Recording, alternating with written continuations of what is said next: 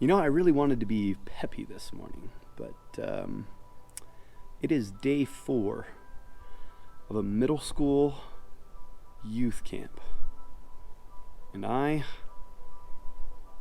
am exhausted. Today,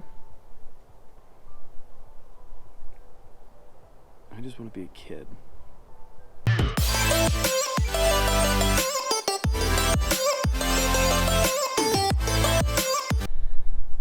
When you spend every moment of the day with your kids or with children, you are going to find out very quickly how exhausting it is to be one. Their attention span is so minuscule that you think an activity is going to last you an hour, and in 15 minutes they want to move on. They want to jump from one thing to another, and then all you want to do is rest. Kids are exhausting. They require so much attention. They require so much patience. They require so much discipline. They require so much of us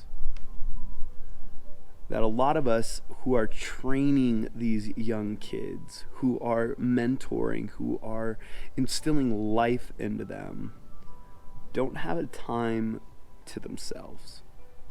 See in Matthew where it says, to become the greatest in the kingdom of heaven, we have to become like a child.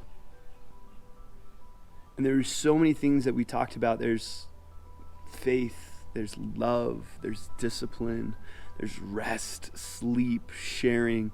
I mean, we could literally go on and on and on displaying characteristics of children and applying them to our spiritual walk. But just as that journey can be so descriptive, so influential, it's also exhausting. And it's exhausting for the one who is instilling into that. And I wonder if this is how God feels about us as we continually make the same mistakes, or we have these petty arguments with the people that we're doing life with, or we get disciplined at work and we want to blame everyone else, or when something is said to us, we immediately go and attack somebody else. I mean, these are those attributes that are childlike, and we're supposed to grow out of them. But as adults, we haven't yet escaped the mindset of some of the things that we're telling children not to do. But God's wanting more from us. God's wanting something deeper. God wants us to become like a child in all of these different ways, simply because we're trainable. I mean, if we go back to when we were babies, we are completely dependent on our caregivers. Everything that we need is supplied by those who are taking care of us. I think if we approach Jesus and God this way, I think we might realize that, man, in his presence, when he is around, we are safe, we are comfortable, everything is taken care of.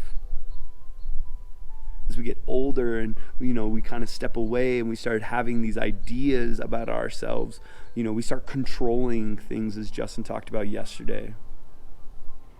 And then we eventually learn to let go. And we start to share. And then our lives become a little bit more complicated, because now that we've had this independence, now we're having our own experiences. And I'm telling middle schoolers, man, they make a lot of mistakes. But in the mistakes, I think it's God who's wanting us to reflect on what those mistakes actually mean in our lives, what God actually intends for us to accomplish with the things that we do wrong. So when we become like children, we realize that there is this dependence, this need on the individual who is providing for us. teaching us, correcting us, disciplining us. All because he knows that the ways in which he has provided for us are going to make life so much better. In order to make the most of it, we have to give it away. And that's the thing that we've been instilling this week in these kids, is the sacrifice of Jesus. What it means to surrender ourselves. We can't do this on our own. We need Jesus. And so, to wrap this all up, I want to encourage you in your own way to find God in whatever way you need. I want you to find him and ask him how you need to surrender like a child to him. What are the ways in which you need to step forth into what he has for you so that you can become like a child?